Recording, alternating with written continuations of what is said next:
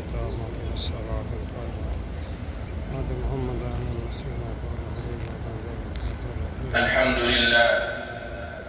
الحمد لله الذي كتب الآجال والأرزاق وحث على مكارم الأخلاق وخلق الموت والحياة ليبلوكم أيكم أحسن عملا. أشهد أن لا إله إلا الله وحده لا شريك له الأسماء الحسنى والصفات العلى والمثل الأعلى، وأشهد أن محمدًا عبده ورسوله بلغ الرسالة وأدى الأمانة ونصح الأمة وجاهد في الله حق الجهاد حتى أتاه اليقين.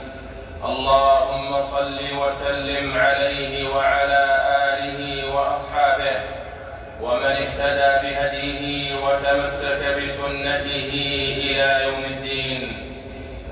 أما بعد، فأوصيكم عباد الله بالتقوى فهي المناص، وباتباع السنة فهي الخلاص.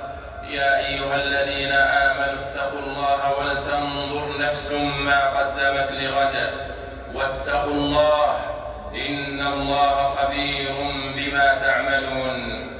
معاشر المسلمين، مع الانشغال بأمور الدنيا قد يغفل الناس عن أمر عظيم من أمور الدين، ألا وهو ما يتعلق بحقوق الجار.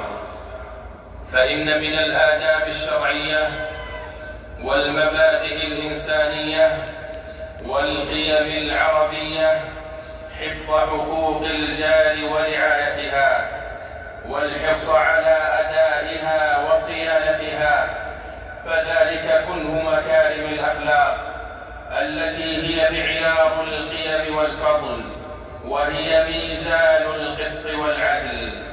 ولقد حث الله تعالى على الإحسان إلى الجار وأوصى به.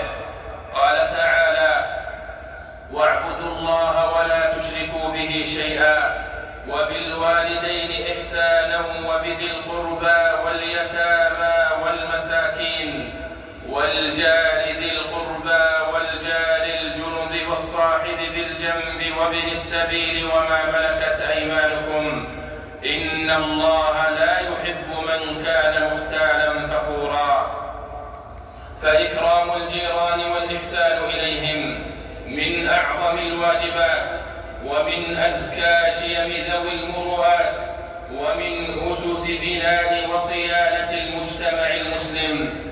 ولقد أكد جبريل على النبي صلى الله عليه وسلم حق الجار وبالغ في الوصية به، حتى ظن صلى الله عليه وسلم أنه سيفرض له نصيب من الإرث.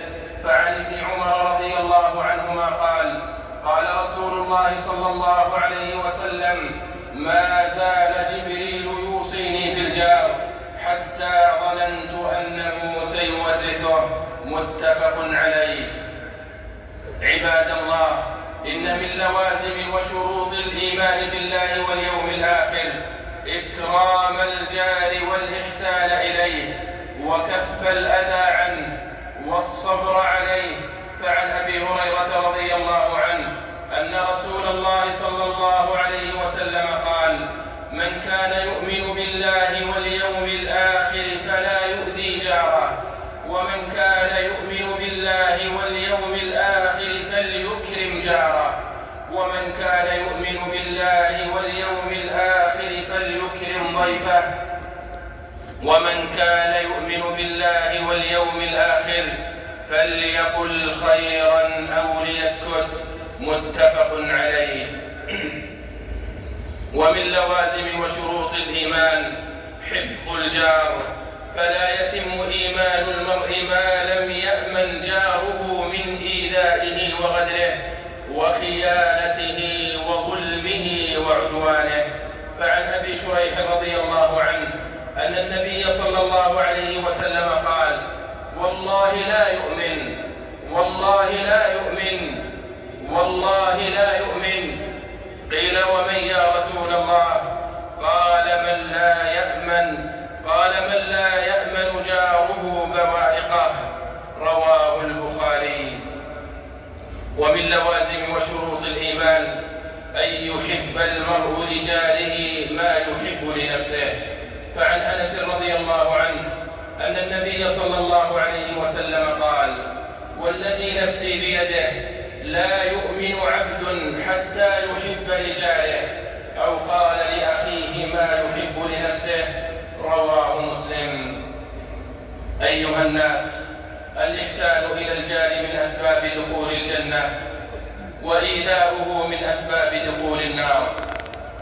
فعن أبي هريرة رضي الله عنه قال: جاء رجل فقال: يا رسول الله، إن فلانة يذكر من كثرة صلاتها وصيامها وصدقتها، غير أنها تؤذي جيرانها بلسانها. قال: هي في النار. قال: يا رسول الله، فإن فلانة يذكر من قلة صيامها وصدقتها وصلاتها، وإنها تصدق بالأثوال من الأقط، ولا تؤذي جيرانها بلسانها. قال: هي في الجنة. رواه ابن حبان. وشهادة الجيران عباد الله معيار معتبر. فعن أبي هريرة رضي الله عنه قال: جاء رجل إلى رسول الله صلى الله عليه وسلم فقال: يا رسول الله، دلني على عمل إذا أنا عملت به دخلت الجنة. قال: كن محسنا. قال: كيف أعلم أني محسن؟ قال: سل جيرانك، فإن قالوا إنك محسن فأنت محسن، وإن قالوا إنك مسيء فأنت مسيء. رواه الحاكم، وقال: هذا حديث صحيح على شرط الشيخين ولم يخرجاه. وعن أنس بن مالك رضي الله عنه قال: قال رسول الله صلى الله عليه وسلم: ما من مسلم يموت فيشهد له 4 أهل أبيات من جيرانه الأدنين أنهم لا يعلمون إلا خيرا، إلا قال الله جل وعلا: قد قبلت علمكم فيه وغفرت له ما لا تعلمون. رواه ابن حبان. أعوذ بالله من الشيطان الرجيم. واعبدوا الله ولا تشركوا به شيئا، وبالوالدين إحسانا، وبذي القربى واليتامى والمساكين، والجار ذي القربى والجار الجنب والصاحب بالجنب وابن السبيل، وما ملكت أيمانكم، إن الله لا يحب من كان مختالا فخورا. بارك الله لي ولكم في القرآن والسنة، ونفعنا بما فيهما من الآيات والحكمة. أقول ما تسمعون، وأستغفر الله فاستغفروه، إنه هو الغفور الرحيم.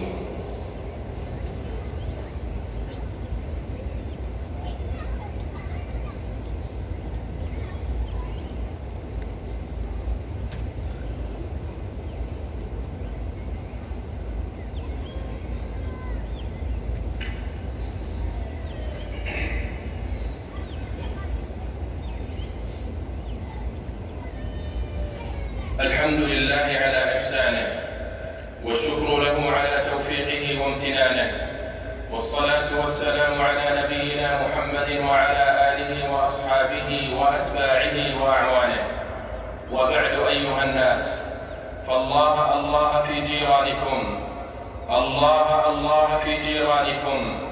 أدوا الواجبات والحقوق التي فرضها الله عليكم، وأحسنوا صحبة الجار، وراعوا حرمة الجار وإن جار. ألا وإن من حقوق الجار الصبر عليه، وتحمل الأذى منه، وغض البصر عن حرمه وعوراته، والصفح عن هفواته وزلاته، وعدم تتبع عثراته. ومن حقوق الجار الكف عن الأذى، فمن تطاول على جاره حرم بركة داره، وعلى قدر الجار تكون قيمة الدار.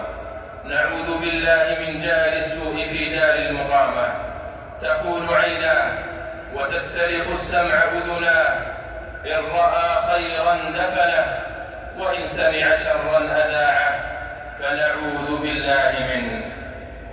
ومن حقوق الجار والسلام عليه عند لقائه، وعيادته إذا مرض وزيارته، وتعزيته في المصيبة ومواساته، وعدم كشف ستره وهتك ستره، راعي حقوق الجار في كل ما حدده الله وأوصى به، وزره في الصحة مستبشرا، وعده في السقم وأوصى به. عن أبي ذر رضي الله عنه أن رسول الله صلى الله عليه وسلم قال: إن الله يحب 3 ويبغض 3، فذكر من الذين يحبهم الله: ورجل له جار سوء يؤذيه فيصبر على إيذائه حتى يكفيه الله إياه، رواه الحاكم. ومن حقوق الجار الإحسان إليه وتفقد أحواله، وصلته ومودته وإعانته. عن أبي ذر رضي الله عنه قال: قال رسول الله صلى الله عليه وسلم: يا أبا ذر، إذا طبخت مرقة فأكثر ماءها وتعاهد جيرانك، رواه مسلم. أيتها المسلمات، الله في جيرانكن، لا تحقرن إحداكن أن تهدي لجارتها ولو كرى عشاء. فعن أبي هريرة رضي الله عنه أن رسول الله صلى الله عليه وسلم كان يقول: يا نساء المسلمات، لا تحقرن جارة لجارتها ولو فرس نشاء، متفق عليه. عباد الله، ويعظم حق الجار من حيث مدى قربه وبعده، فالجار الأقرب بابا أكثر حقا، وجماعة المسجد كلهم وأهل الحي كلهم جيران، ويتفاوت حقهم بحسب القرب والبعد. فعن عائشة رضي الله عنها قالت: قلت يا رسول الله، إن لي جارين فإلى أيهما أهدي؟ قال: إلى أقربهما منك بابا، رواه البخاري. اللهم ألهمنا رشدنا، وأعنا على أداء حقوق جيراننا. اللهم اهدنا، وحبب إلينا الإيمان وزينه في قلوبنا، وكره إلينا الكفر والفسوق والعصيان، واجعلنا من الراشدين. اللهم أعز الإسلام والمسلمين، اللهم أعز الإسلام والمسلمين، وانصر عبادك الموحدين، واجعل اللهم هذا البلد آمنا مطمئنا وسائر بلاد المسلمين. اللهم أصلح أحوال المسلمين، اللهم أصلح أحوال المسلمين، وأمنهم في أوطانهم، واجمع شملهم، ووحد كلمتهم على الحق، وألف بين قلوبهم، وأصلح ذات بينهم. اللهم وجنبهم الخلاف والفتن ما ظهر منها وما بطن، برحمتك يا أرحم الراحمين. اللهم آمنا في أوطاننا، وأصلح أئمتنا وولاة أمورنا. اللهم وفق ولي أمرنا خادم الحرمين الشريفين بتوفيقك، وأيده بتأييدك، وأعز به دينك، وألبسه ثوب الصحة والعافية يا رب العالمين. اللهم وفقه وولي عهده لما تحب وترضى يا سميع الدعاء. اللهم تقبل منا إنك أنت السميع العليم، وتب علينا إنك أنت التواب الرحيم. اللهم صل على محمد وعلى آله وصحبه أجمعين.